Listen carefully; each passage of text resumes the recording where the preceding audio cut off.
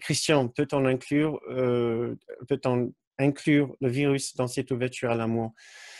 Je pense qu'il n'y a absolument rien qui serait exclu de cet amour, que ce soit un virus, des cellules cancéreuses, même les produits toxiques, même une mitraillette, même c'est parce qu'à la fin, on voit que ce n'est que des objets. On voit qu'en fait, quand on bascule dans cet esprit, on sent soudain que la véritable vie, cet amour n'est pas juste une expérience. Cet amour est une sorte de vie elle-même, une sorte d'existence, une certaine conscience elle-même qui remplace en quelque sorte l'expérience ordinaire que nous avons de la vie. Et on voit soudain que tous ces objets, toutes ces choses qui ont l'air si mortelles pour nous, sont mortelles, oui, mais uniquement pour les corps, mais pas du tout pour l'amour, pas du tout pour ce que nous ressentons être à cet instant quand nous ressentons cet amour. Donc il y a une sorte d'invulnérabilité, une sorte de force, et où l'idée de danger et défense disparaît entièrement. C'est littéralement comme si, soudain, tu te rends compte que tout ce qui t'a fait peur était sur un écran de télé et tu éteins la télé quand tu veux.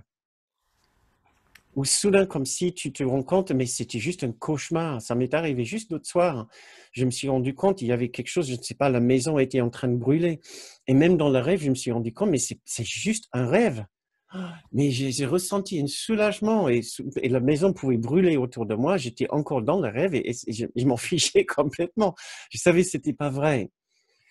Donc, les instants de cet amour, de reconnexion ou de reconnaissance de cet amour provoquent ce genre d'expérience par rapport aux choses dangereuses ici, que ce soit une maladie ou que ce soit un virus. Donc, rien n'est spécialement exclu, tout comme tout à l'heure, quand je vous ai demandé de toucher un objet sur votre bureau. Imaginez que vous avez sur votre bureau aussi un couteau qui, peut-être pour certaines personnes, pourrait être un objet dangereux.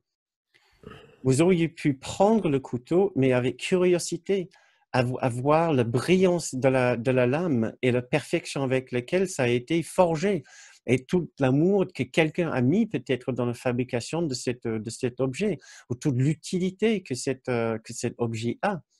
On peut regarder le virus et voir que c'est juste un autre aspect du vivant de ce monde illusoire ici. Et le virus ne veut aucun mal à l'homme. Le virus fait juste sa vie. Il fait sa vie. Il veut juste se propager comme tout le monde, comme toute forme de vie ici veut se propager pour se faire plaisir ou par survie, mais il n'y a aucune mauvaise intention dans le virus. Il se fait que certains virus et certaines maladies ont un effet négatif sur la santé de l'homme, mais ça c'est négatif purement pour l'homme. Mais les animaux s'en fichent du virus. Les animaux s'en fichent de certaines choses qui pour l'homme sont dangereuses.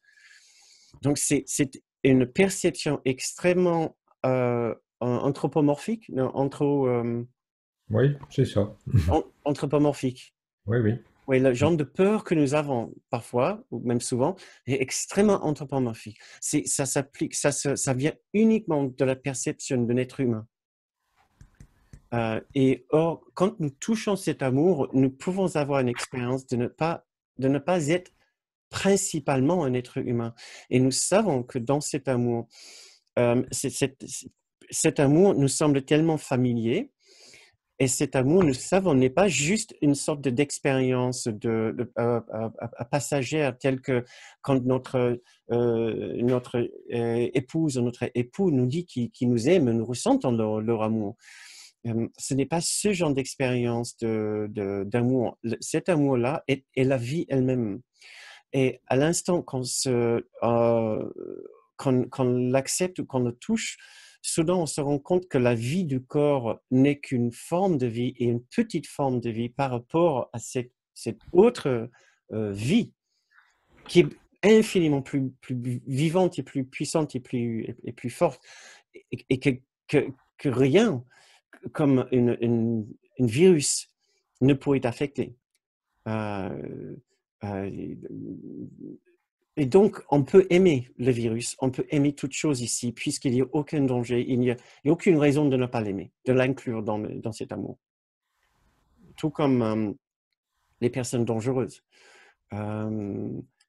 Dès l'instant qu'on s'identifie et qu'on s'accepte auprès de cet amour à nouveau, et on le ressent véritablement comme une forme de vie, comme une forme d'existence, on ne pense même pas avoir peur pour ces personnes ou pour ces objets ou pour ces virus, puisque ça se réfère uniquement au monde de l'être humain. Et la conscience de cet amour nous sort de la conscience humaine.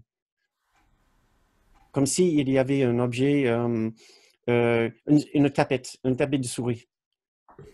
D'accord. Ça peut nous faire un peu mal sur le doigt, sur le cou, mais ce n'est pas mortellement dangereux.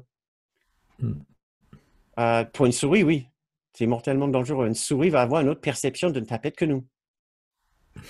Ouais. Donc, non, mais c'est intéressant parce que notre perception des objets est toujours en fonction de ce que nous pensons être. Oui.